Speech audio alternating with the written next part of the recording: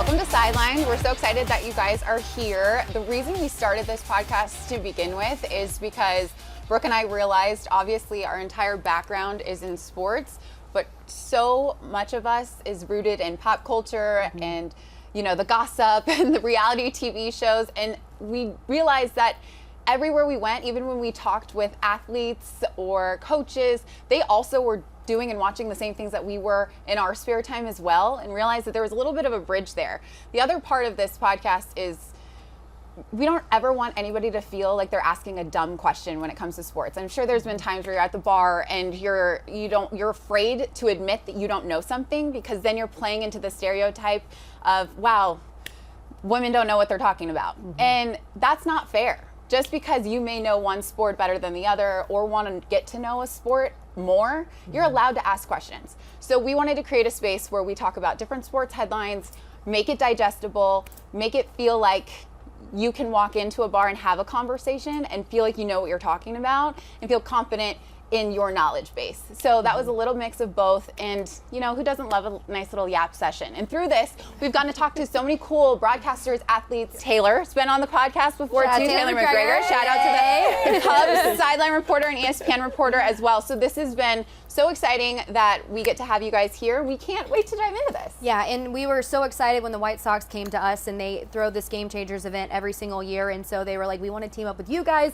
Sideline, they loved what we were doing, and so we are just super thankful that we're here again in the men's, like in the clubhouse. Like, it's very cool to see just a bunch of women and men too here and just so well represented. So we want to thank you guys. Also, Girls in the Game, all the proceeds from the tickets tonight that were sold are going to go to the Girls in the Game organization. So thank you guys so much. 𝗬𝗏 Foods, CHSN, shout out to you guys, and everybody else involved. We're just so thankful, and we are so thankful for our guest. You guys already kind of got to know Kylen a little bit, how tough she is, but Kylen, she is a Chicago native. She played soccer in college, and she's also like a utility player. I feel like when it comes to the broadcast world, she does it all. I mean, she does sideline, play-by-play, she's covered college sports, she's worked at Fox. I mean, you name it, Kylen has done it, and so we are so appreciative that she is sitting down with us here tonight, I guess, and just getting to know her a little bit better. So, Kylen, thank you so much for joining us. Yeah, no, thank you guys so much for having me. And first of all, just kudos to you both for doing this. I think it's so great to have a space, a podcast for women to talk about all things sports and a lot of things off the field too. So I think the more that we can continue to highlight women who are in the space and continue to make these conversations normal, it only moves, you know, the needle forward for women in and around sports who are fans of sports. So, like I said, just honored to be here. Well, obviously we're in a room full of sports fans, so let's just figure out where the love started. Take us back to childhood. Obviously, you were an athlete. What got you into the sports world to begin with? Yeah, so I grew up in a family of crazy sports fans. If you're from Chicago, maybe your family is like that as well, but diehard, I grew up in the 90s Bulls era, so obviously diehard Chicago Bulls fans, watched every game in my living room, screaming at the TV, went to Chicago Bulls rallies after they won championships, also grew up a Chicago Cubs fan as well, so unfortunately a lot of tears, eventually some happy tears though, so we'll take it, we can get it. But first of all, just grew up in a household of sports fans, and then started playing sports myself, so fell in love with the game, playing soccer, basketball, softball growing up, tennis as well. Miss Tennis Channel right here. I can't play tennis. I just talk about it. Well, you did a pretty good job talking about it. Thank you. So my mom will be very excited that we're on a broadcast together because that. she loves you. So yeah, so I think just playing sports and being around it, you know, in a family full of people who loved watching Chicago sports. It's such a great sports town, and so you know, I think just growing up around the game and playing it, and then I did get to go on to play soccer at the collegiate level at 𝗬𝗏 University, if anyone's familiar with it here in the southwest suburbs. Wait, we have a Go Flyers? What? Okay, usually I have to explain to people. They're like, St. Louis University? I'm like, no, just 𝗬𝗏 University. It's Division II. I chose D2, baby. But so got the chance to play at the next level, and then really just kind of wanted to figure out a way to parlay my love for sports into a career, which is, I'm sure, the reason why a lot of us have ended up in the positions that we're in, because you love sport and want to figure out, you know, how to continue being around it. And so I've been fortunate that I've been able to. So how did you get into broadcasting? What was that step after college? So my first step that actually got me interested in broadcasting was in high school. I went to York High School here in the Chicago suburbs, and we had first an intro to broadcast class, then we had a morning announcements TV show. I don't know if anyone else's high schools had that, but we did, and as an alternative to taking speech, you could take intro to broadcasting, and everyone hated speech. So I was like, oh, I'll just take this alternative class. Ended up like loving it. And they're like, oh, well, you can do the morning announcements now that you've taken to intro to broadcasting. So honestly, I just kind of did it on a whim, fell in love with it, and then they were like, oh, like you could also talk about this as a career. And I was like, wait, what? Like my mind was kind of blown that that would be an option. Up until that point, I had assumed I was going to be on the U.S. women's national team. Kind of figured out by age 15 that wasn't happening. So that's kind of when my eyes were open to there's another option. So honestly, being exposed to it in high school, and then when I started looking at colleges, I wanted to continue having the opportunity to play and also go somewhere that had a broadcast journalism degree. So that's kind of how I started looking to further my education towards getting into this. And then once I left college, I started out in local news, which I know we all have stories for days about starting in local news. Yeah, we'll get there in just a moment. I do want to take you back to like that transition, because I remember, so I played basketball in college as well, and I just wanted to do red carpets. I didn't care at all about the sports world. Yeah, I wanted to be Juliana Rancic so badly. And for some reason that was frowned upon in an official journalism school. I don't know why. They called it not real journalism. That sounds like journalism to me. What are you wearing? What lipstick is that? I love your shoes. It sounded like the way to go. Yeah. So I really only utilized the sports world to get my foot in the door to hopefully go on a red carpet. Now that still hasn't happened, which is kind of a frustrating thing. But maybe still time, Dani. Yeah, there's still we haven't even run out yet. Yeah. But that's how I sort of got into it. I'm curious, like, what was your first? Was it local news that got you in the door? Yeah, so local news was my first job. That's kind of how I got in the door. So I did a bunch of internships while I was in college. I interned at ABC 7 News, for example, downtown, which a lot of people are familiar with, and then WGN as well. I did an internship in New York at MTV, actually, because I also was interested in doing stuff on the red carpet. So you're not alone in that, because I was like, that looks cool. Pretty dresses are awesome. Was this MTV's Prime? Was this like when this was TRL? Prime. This was Prime MTV. I worked behind the scenes on a bunch of the what was it, 16 and Pregnant, like after shows. In Room Raiders? Jersey Shore. Okay, Room Raiders was like a little bit before that, Brooke, but. The black light always gave us up away. That was a great show, but it was during, no, I watched Room Raiders, but it was like during the prime of like Jersey Shore and all that stuff, so it was a really fun internship, but I did kind of figure out that I was more interested in sports than at least following the reality TV type of scene, or whatever. So yeah, so local news was just kind of my foot in the door. Like when I was interning at local news stations here in Chicago, that was kind of their advice. And I actually have a crazy story about how I got my first job. You guys want to hear it? I want to hear it. Oh, yes. Okay, so I was in college. I was graduating in December after my college soccer season at Lewis, and I had a mentor. Actually, I don't know if any of you guys know him, but Steve 𝗏🩧 who is like one of the nicest people in the world, was the food reporter at ABC 7, then at NBC. Did you say food reporter? Yes. That is a career option. All right, Dani's wheels are turning right now. Super turning. Like, okay, food reporter, add that to the list. But he had given me the advice of like going in person, and actually rather than just like submitting an online application, he was like, just drive to some of these small markets and just like try to show up and like get your foot in the door. So I was like, okay, so about 2.5 hours west of here is the Quad Cities. It's right on the Mississippi River. It's like market 100. In terms of local news, like every market's rated like 1 through like 220-ish. So I was like, that's not a bad place to start. I could get my foot in the door. There were like 3 or 4 stations there. So I'm like, I'm just gonna like take my resume. I printed off a bunch of DVDs. So to get into broadcasting, you have to have like a whole resume tape. So this is also funny. I had like 200 DVDs printed. So we're like, all right, so I'm just gonna show up, and some of them had openings, some of them didn't. My dad agreed to drive with me for the day, because it was like a 2.5 hour drive. So he was like gonna go and support me, which is very sweet. So a few weeks before graduation, I drive out there. The first station I stop at, I go in, I'm just like, hey, I'm so-and-so. You guys don't even have any openings, but like just wondering if the news director had a few minutes. And they were like, okay, let me check. The person at the front desk, they're like, yeah, actually she can come back and see you. So I go back in and I meet the news director. She puts in my tape and critiques it on the spot. I was like going to cry. She was like, this is terrible. I was like, she said that to you? Yes. Oh, straight up. Wow. She was like, this is terrible, but like, I think we could work with this. She's like, no, I'm not even kidding. So yeah, I didn't know what to expect. And like, she just like pops it in and there's absolutely tears through my confidence. And she goes, actually, we have, not in sports, but in news, we have a news reporter who actually just told us that she's leaving, her contract's up. The job isn't even posted yet. Do you want to interview for it? And I was like, sure, I guess, why not? And she was like, right now. I was like, oh. She was like, we can get you out and do a screen test right now.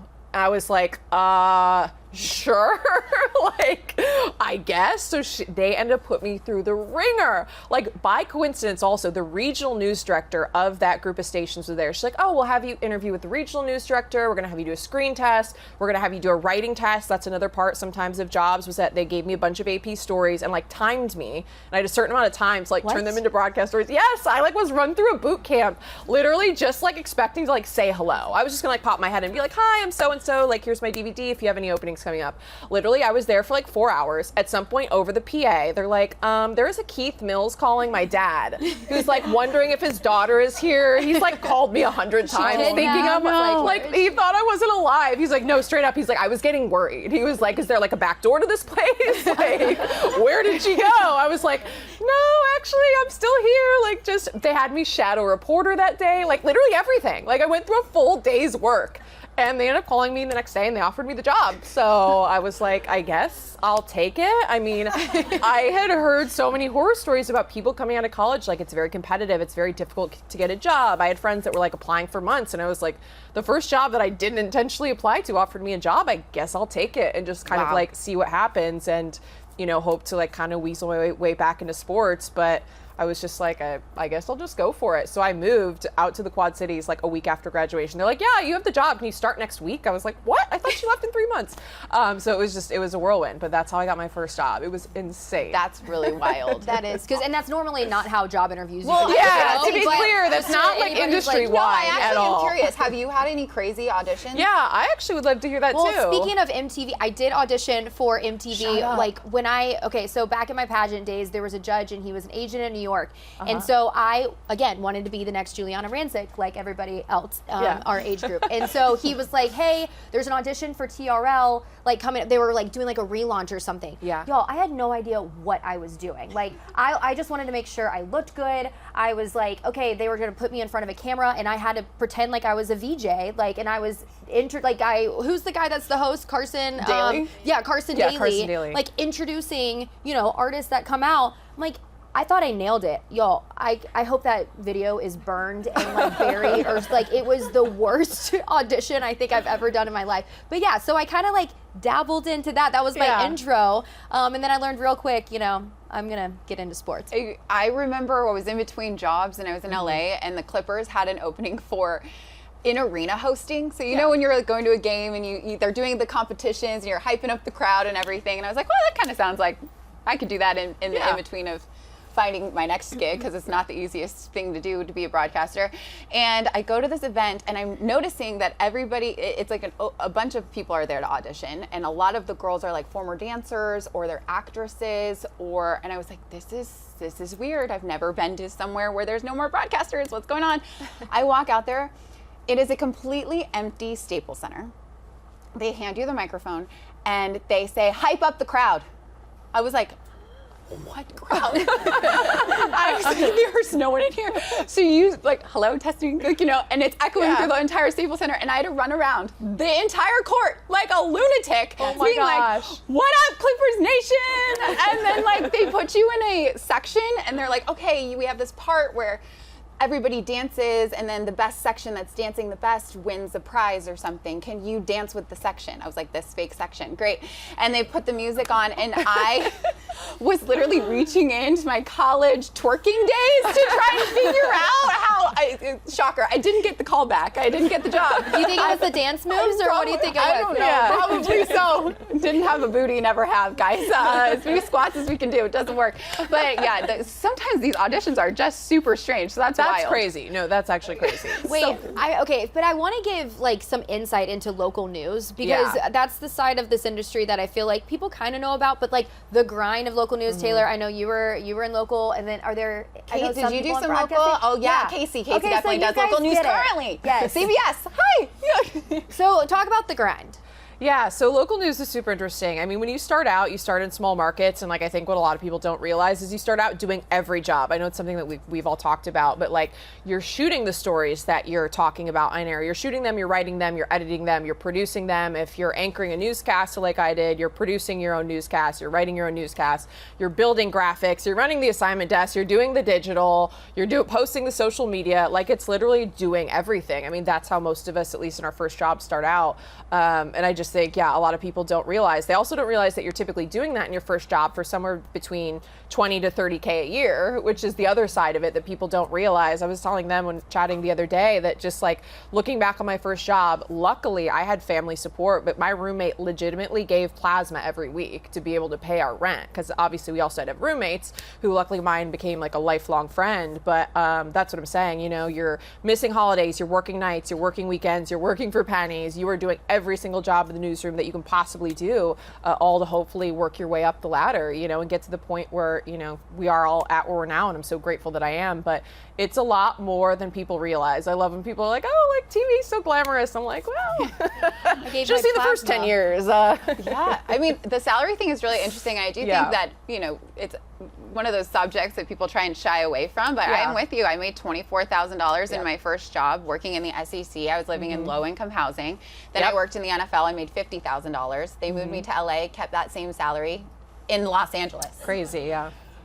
When I tell you I cried every day and tried to beg that man to please give me more money, it did not work. We usually got to figure it out. Yeah. And that's the kind of non-glamorous part of it, because you're like on the sidelines of these like massive games, a Rams game, a Seattle Seahawks game, and you're like barely making rent. So it was a really interesting. The money part is really fascinating. And did you waitress for a while? I was a hostess at a restaurant, and I loved it. I was a hostess at a pizza place, Jersey City, 𝗵𝗂 𝗵𝗂. If you ever go, they probably don't remember me, but I loved being a hostess. But it taught me so much, especially living in New York. I don't know if anybody has lived. I would consider Chicago a big city, but I feel like everybody at some point needs to, because it humbles you really quick. You learn a lot about yourself. There were a lot of like subways that I got on, went in the wrong direction. My mom was like, I don't even recognize you, because I grew up in the South, and she's like, you used to be so polite. I'm like, you have to hold your own here, you know, like you got to tell them to beat it. And so I've settled down since I moved to Chicago. But you just learn a lot about yourself. But for those that don't know, Brooke was Miss Georgia and Miss Teen Georgia, so we're actually with royalty. Yeah, I'm a has-been, like, which is really fun. And pizza royalty, apparently. Yeah. But I'm curious, because I feel like every broadcaster, well, I guess not even a broadcaster, but in any profession, you have that one job where you just learn, it just teaches you everything about yourself, or just you learn a lot. Was that the job for you, or what was that job? Yeah, I would say like early on in local news, but definitely my first job, because like you can study broadcasting in school, and I don't know if either of you guys feel this way, but like it's still different than when you get out there and you get into the field. Like there's no training, like just doing it on the job, so you kind of get thrown into the pool. And as much as you can do the student newscast, and I could go stand and record myself at like 𝗻𝗺ci basketball games, which I did, it just, nothing is going to compare to what it's actually like in the field when you're working on deadline, when things go wrong, when SD cards break that had my entire story on it and I'm crying in an edit suite because that's actually legit happened to me.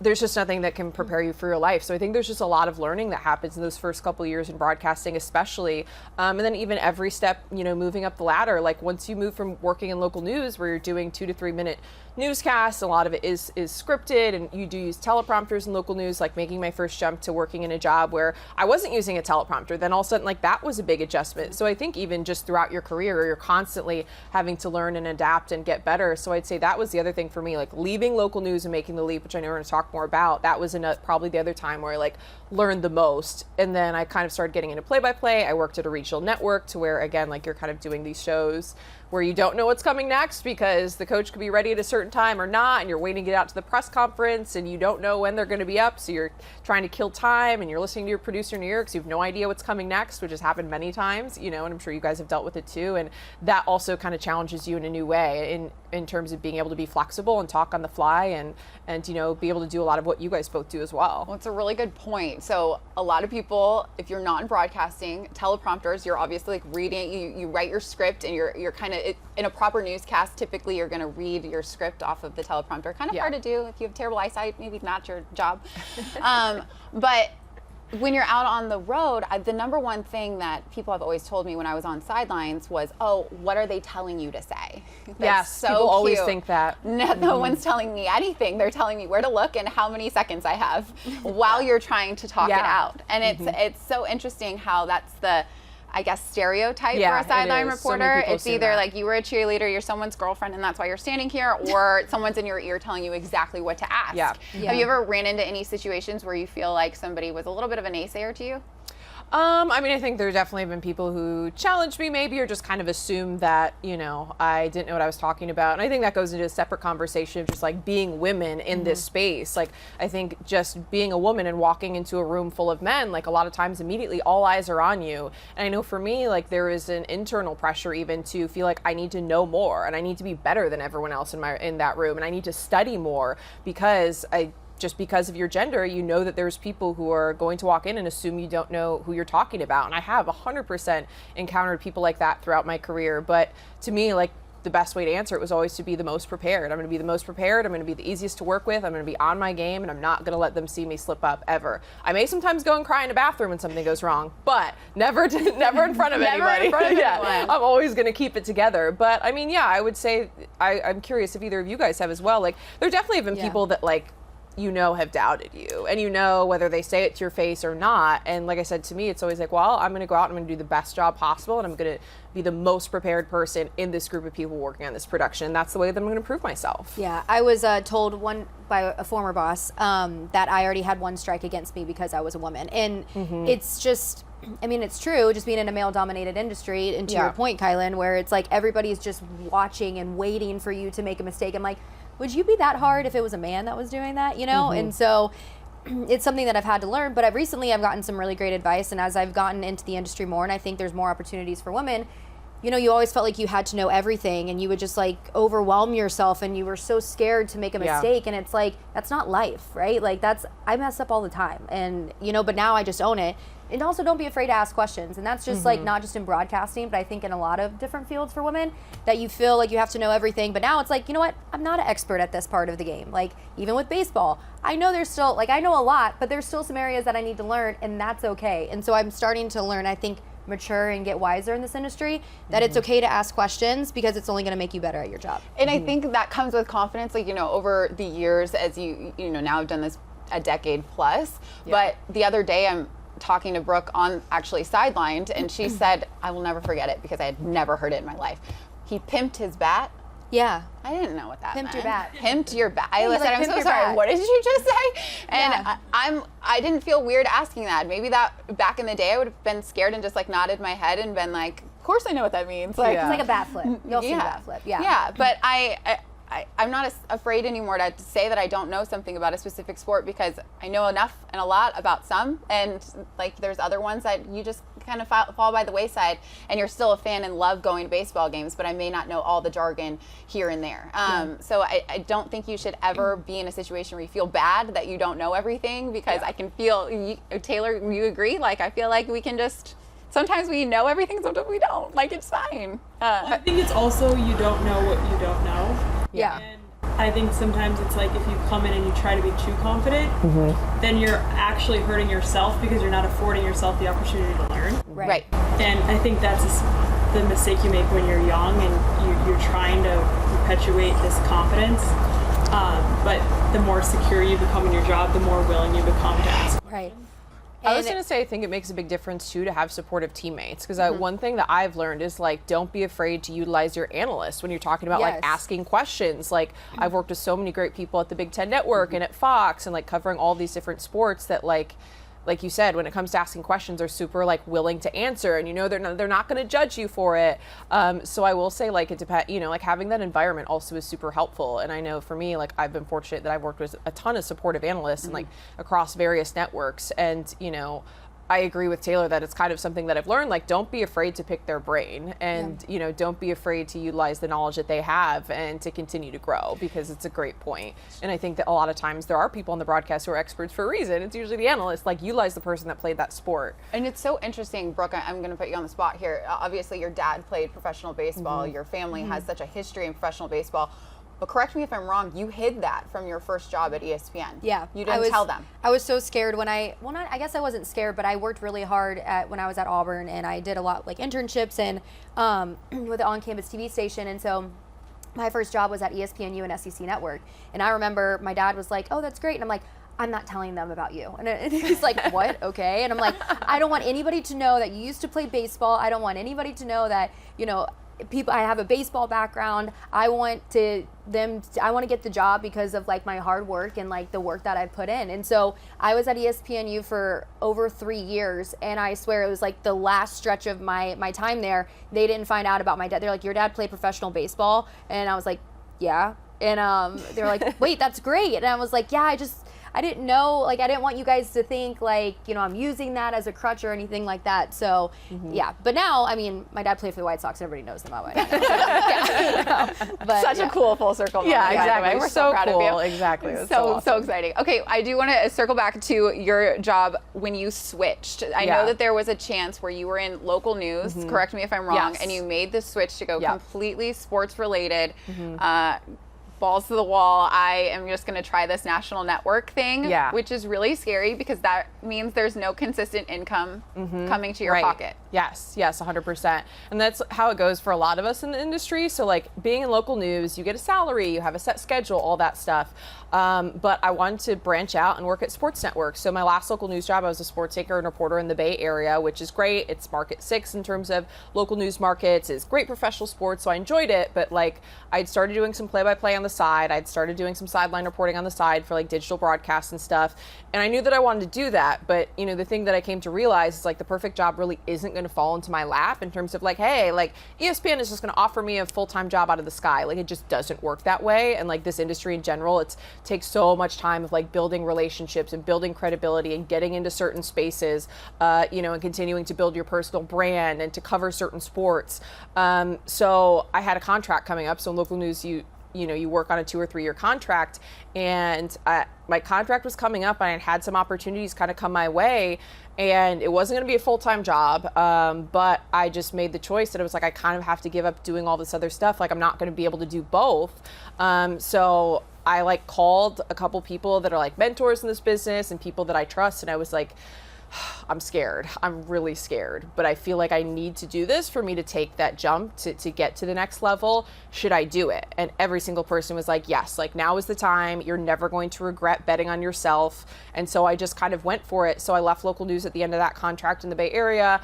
I started calling games for the Pac-12 network. So doing play-by-play, doing some fill-in hosting and things like that. And then I had developed a good relationship with the boss at NBC Sports Bay Area, who I kind of talked to when I was getting ready to leave. And he's like, I think we'll have some fill-in work coming up in the spring when baseball season rolls around. It was fall at the time, so I kind of was like hoping / thinking that something might pan out there. But I just decided to go for it. And I was telling them, like, I think after soccer season, so I left in the fall and I was calling soccer games on the Pac-12 network. And they're like, we're going to get you some basketball, but I didn't know what. I had like a month where I like didn't work. And I just remember like crying every day. And I was like, I'm never going to be back in this industry. Like, what did I do? I made a huge mistake. And it's funny. It's not funny. It's just crazy looking back at it now that like I have reached peaks that I never thought I would reach, but like looking back at that time that was so difficult, I was like emailing every like local SID that I'd worked with in local news, just seeing if they could use a sideline reporter on like this, that, or the other. You know, again, ESPN Plus broadcasts, there's a lot of digital broadcasts now, just to like get reps and like keep doing something. But I remember I had a full-blown panic attack. And I know something we've talked about too is like in the freelance industry, like a lot can come at once and then there can be a downtime and there can be a lot of nothing. And there is a little bit of pressure with, you know, just not knowing 100% where your next paycheck's going to come from or what the next gig is going to be. You can get multi-year contracts, but a lot of times it'll start out being like, hey, you want to join us for this XYZ season? And you're like, well, hopefully it leads to more, but you don't really know. Right. So it can be stressful. And I know, Brooke, something we've both talked about too is like trying to now find that balance of like not overloading the schedule where, you know, we've made like, you're the same way in terms of like now you have all these great clients, you're working at different networks. And obviously you got the job with the White Sox, which is amazing. But like prior to that, when you're doing some of the freelance stuff, then you have to get to a point where you realize like, okay, I don't need to do everything all the time and say yes to everything, because you look back at those days where I'm like, I literally said yes to anything. I was crying if I didn't have enough work. And then you get to the point where you're like, okay, now I need to find that balance. So it's an interesting struggle and progression, but I would say like that jump was definitely like one of the scariest things that I ever did. Bye-bye to health insurance, which is not good in the current state of America. Has anybody taken like that leap of faith in their job? Like where you're, yeah. Yeah. See, Yeah, in any industry, Corey, though. 𝗠𝗶𝘃, I know you have. That's for sure. Yeah, Yes, Kate, you for sure you have when we lived together. Yeah. Yes, you did. It's no, but hard. it's scary. But I feel like that's the best. Like those Yeah. are the best opportunities that come out of that when you're just like you bet on yourself. And you know, I mean, take a look at everything that you've done, Kylen. I mean, we talked about it in the intro, and you've worked with Fox, you've worked with Big Ten Network and Pac-12. Like, I mean, you've done so much. And I think, you know, as we were saying, Juliana Rancic was like who we dreamed of being, and everybody like in this industry, you think about sideline reporter, right? Like Erin Andrews, Sam Ponder, but it's like nobody really thought about play-by-play. And like it's such a niche thing. There's only very few women that have done play-by-play, and you are one of them. And I'm just curious, like, did you even think that was in the cards for you growing up? Yeah, the crazy thing is I really didn't think that play-by-play was an option. And it's something I'm super passionate about talking to like young journalists about now. Play-by-play is who's calling every single play. Yeah, good Then there's point. the color analyst that's next to them that's probably a former player that's explaining to them why that play happened or the why of it all. She's doing the what of it all. What is happening? If you're listening, you can be able to paint a picture with your brain. If you're watching on TV, that voice that carries you through every single shot, every single play, that's what she's doing with play-by-play, just to clear that up in case anybody wanted to know. Yeah, and I'm the person shouting if there's like a game-winning shot or whatever. That's me, like, oh! But I never thought it was an option, honestly. So I think it's been really cool, and something I'm passionate about talking to young, you know, professionals or people who are interested in journalism about, is that just the fact that it is an option. Because even for me in college, I called like basketball and volleyball at my school, but like I never really thought about that as a career option because there weren't people like me calling games. Like there literally wasn't anyone. I would say like Beth Mowins is one of the women who really first kind of drew to national prominence in calling games. And like even like 10, 12 years ago when I was in college, that, you know, she still wasn't even, you know, as big as she is now. And and beyond her, like there really just weren't people doing it. So like it was something I never considered. And you saw women on the sideline. So I was like, well, I want to be a sideline reporter. And then it wasn't until like years later that I started calling games on the side, again, just kind of working sideline or working digital broadcast outside of working in local news, that I was like, wait, like this is actually kind of fun. I feel like I can do this. And then in the last couple of years, we've really just seen an explosion in women who are calling games. So now 𝗠𝗏 Byington is someone a lot of people might know, who she lives here in the Chicago area, but she's the voice of the Milwaukee Bucks, worked for the Big Ten Network. So she was a trailblazer, the first woman who called, who was a full-time voice of an NBA team. Kate Scott soon after followed with the 76ers. And now we're seeing like women trickle into some of the other men's professional sports as well. But still, by and large, there's a long way to go, but we're starting to see more and more women who are interested in it. And I just think it's super important to continue to hopefully let people know that that's an option, because like I never thought it was an option because there weren't women doing it. And now we're like finally starting to see women do it. But I think the cool thing is, for me, just like the sky has been the limit. Like I cannot tell you how many opportunities I've got just because they're like, oh my gosh, you're a woman who can like do play-by-play. I'm like, yeah, I mean, I'm trying. And it's been a huge learning curve because it's very different. It's different than doing reporting. It's different than doing anchoring. But yeah, I always try to encourage young women who are in college or whatever else. Like there are a lot of people who are going to be competing for sideline reporter roles. And right now there are not a lot of women who can call games. You're still there. You're still in the action. You're getting to actually tell more of the stories even than doing sideline reporting. And it's still a super cool role. And it's been really fun to see that start to become a thing that women can do, because for a long time it wasn't. The Bulls just had her call a game. Yes. And they called her back to schedule her again. She crushed it. Because They she did. crushed it. She's a stud. Thank you. It was awesome. And I grew up a Bulls fan, so oh my gosh, my family threw a huge watch party. So I was like, oh my God, if I screw this up, they were sending me videos. There was like 30 people at their house. I like cried before because I was that was another one. I was like in my car crying. I was like, oh my God, am I about to do this? I was like, is this real life? Like I watched this team my whole life. Like this is crazy. But it was super cool. It was a surreal moment. And even after the fact, I just think like, what if I hadn't taken the leap of faith? Like what if I was still working in local news? And so that's why, yeah, the other thing I always just want to tell people is never, never, never, turn away from betting on yourself. Never, I guess go against that option, even if it's the scary option, because I just feel like it always works out the way it should. And something that actually I feel like doesn't get talked about too much, and I don't know this for certain because I'm not somebody that hires at networks, but I can guess that a lot of times the reason women are not put in those play-by-play positions or your main radio hosts and things like that is because of the pitch tone of our voices. So I don't know if you notice when you listen to certain radio shows, certain TV shows, it's very rare that you'll hear somebody with an accent unless you're in another country. It's very rare that you'll hear somebody have some sort of twang in their voice, even if you're from the South. Y'all? The y'alls start to go away. I think it's endearing. And I know that there was a point literally talked like a valley girl. I still do at times if I'm really into a story, but you start to learn how to deepen your voice. And I don't know if you guys can notice it, but Kylen's got a very, very deep, well-rounded voice. And I think that is something that maybe people don't realize about a broadcaster, but the idea behind it is you need to be able to listen to her and be okay listening to that tone and pitch throughout an entire 2-hour game.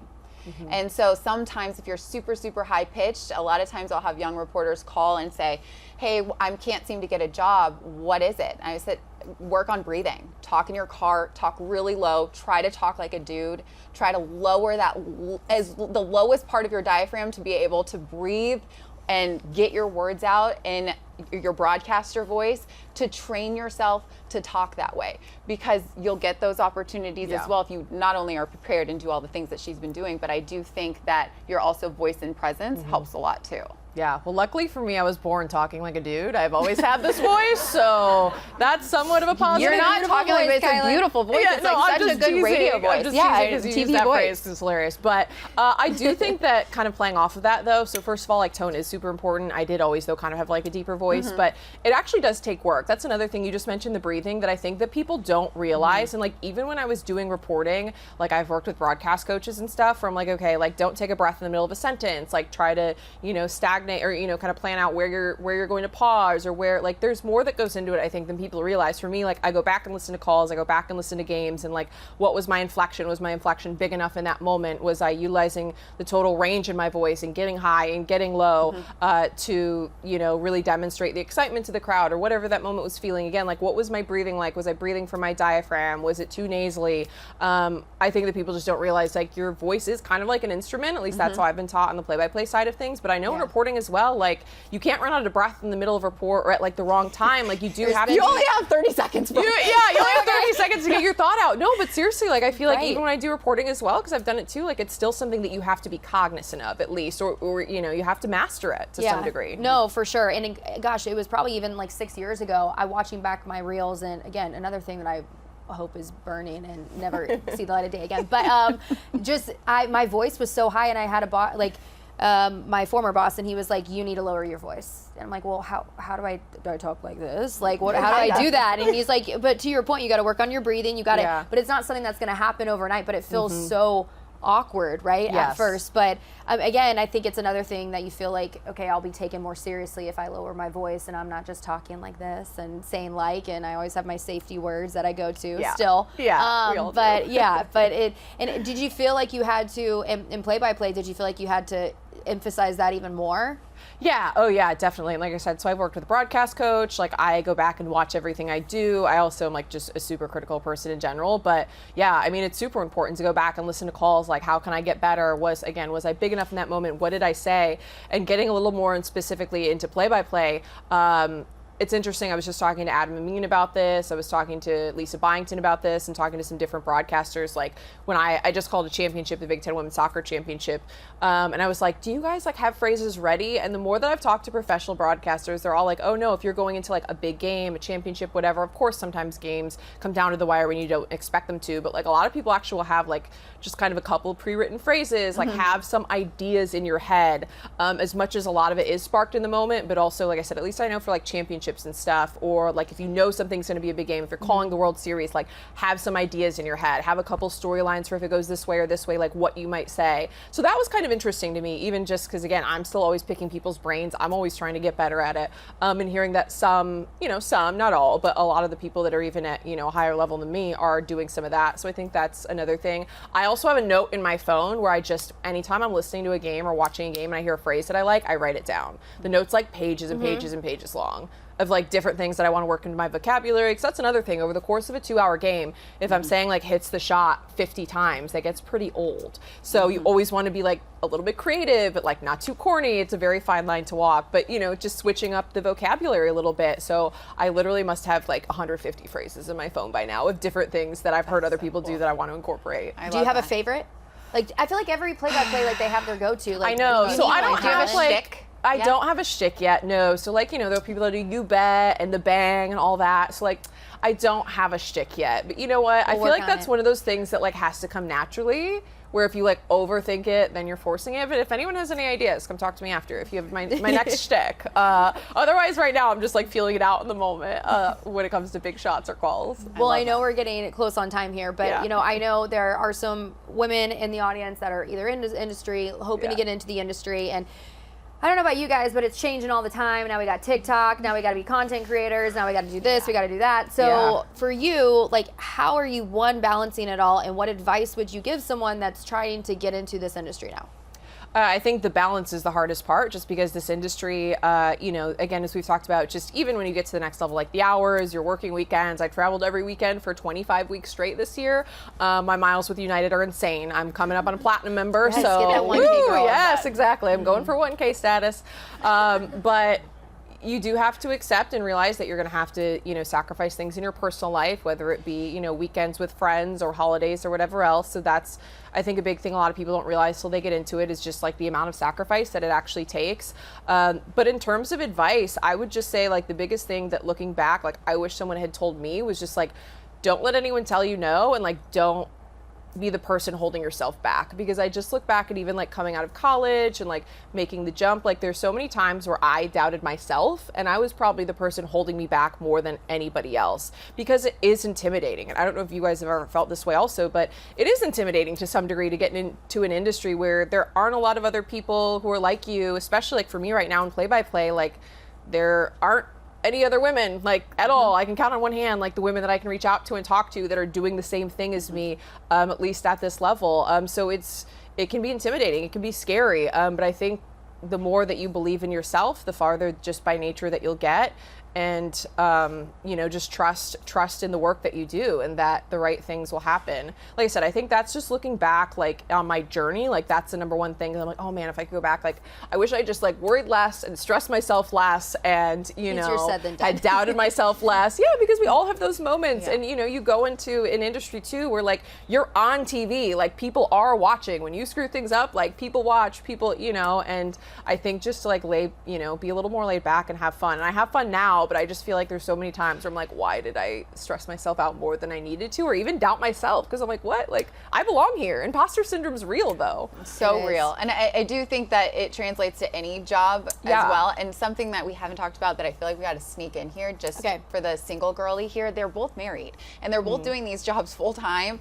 And they always say, right, like women can't have it all. So I do feel like we would be doing a disservice by not at least acknowledging how you balance the schedule and your life.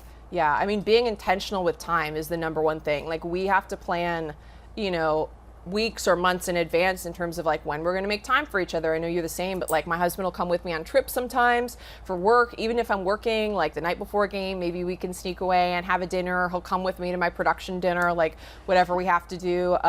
I do have to take, or I mean, don't have to, but like I've had to make myself take time off as well. Like I actually took one weekend off this month where we just like spent time together. So again, for like women who feel like, okay, we always want to be working, we want to be on the go, and I like genuinely love it so much. I'm like, okay, I have to like kind of remind myself, like take a few days, like slow it down, let this toe heal, hopefully eventually. I'm going to be hopping around forever. But so that's another thing. I just think like being intentional with the time and like making sure that you're making time for each other, because it's not just going to happen. Because if not, like we really are two ships passing in the night sometimes. So he's working 9 to 5. Even when I'm working locally and hosting at the Big Ten Network, like I'm usually going in at night and I get home at midnight and he's asleep. So we like have to be really good about scheduling stuff. I mean, that's kind of been the biggest key for us. And another thing I do want to mention is that there are a lot of women in this industry too who are having families. I just worked with 𝗏𝗏, who's one of my good friends, calling a basketball game at Box last year. Just had her first kid, her son JJ, who's adorable. You know, but is still making it work. Like making it work. She's a 6-month-old. She's flying to Nebraska to call a women's basketball game. So I do think it's really cool. I don't personally have kids, but that you are seeing women have it all as well in terms of like having families and having supportive partners goes such a long way. So I do think it's cool, and there are a lot of inspiring moms in this industry that I want to shout out, even though I don't, haven't gone that direction yet. No, and Ashley Addison, she's at Big Ten Network. She actually gave me great advice, and you know, because we're at that point where you're getting married and you're like, when do you want to Yeah. have kids, you know? And she said there's no perfect time, and Yep. not saying that you guys are having kids right now, but it just in anything in life, like there is no perfect time. And so Very I true. really took that to heart. I was like, you're right. Like you try to control every situation, and we stress so much, especially like comparing on social media, and you're Yeah. like, get all in your head, and it's just like, you know what, just let things happen. Everything works out. Like if you Yes. didn't take that leap of faith, like, Yep. you know, Yeah, I mean, and it look worked at where out. you are. I didn't You're have to cry for an freaking entire month. crushing it. It would have Yes. worked it out anyway, but instead I Sometimes you spent need a the good entire cry. month We've all of been December there. of 2022 just crying. Yes, we need a good cry every now and then. But Kylen, we appreciate you coming on. You are amazing. You're crushing it. We're so excited. This is just the beginning for you. I mean, you've been in the industry for a while, but like, I Yeah. mean, we're just excited to watch your journey, and the best is yet to come. Yeah, well, thank you guys so much for having me. Like I said, I think it's super important to have spaces like this for women to talk about just kind of our journeys in this industry or in any industry. And again, a big shout out to the White Sox as well, because I do think it's super important, and CHSN, to have networks, to have teams that are also going to support women who are in this space. So I think it's awesome to have both of them kind of joining on board for this. So thank you. Thank you.